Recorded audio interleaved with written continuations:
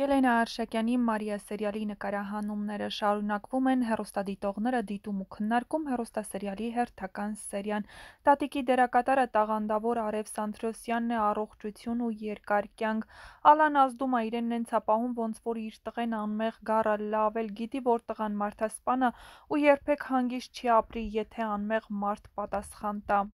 Հեռուստադիտողները նկատել են նաև, որ Դավիթի վերքի գրիմը շատ անբնական է, ուղղակի ներկ են քսել, որի գույնը չի փոխվում։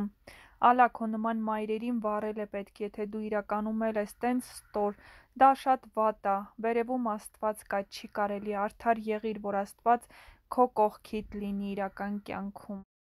Ռուբենն ինչ ոստիկան, հիմարի մեկն է, որ Ռաֆի ջրերն անկնում ընկերոջ հիշատակի համար, ես զարմանում եմ, Լիլիթն ամբողջ ժամանակ տունն ա, ոչ մի ժամանակ չի լսել Ալայի և Ռաֆի խոսակցությունը։ Ահա այսպիսին էին հեռուստադիտողների մեկնաբանությունները այսօրվա սերիային, հիշեցնենք ու խնդրենք, որ պետք չէ դերասաններին անձնական վիրավորել, նրանք մարմնավորում են այն կերպարները, որը նրանց վստահում է ստեղծագործական թիմը։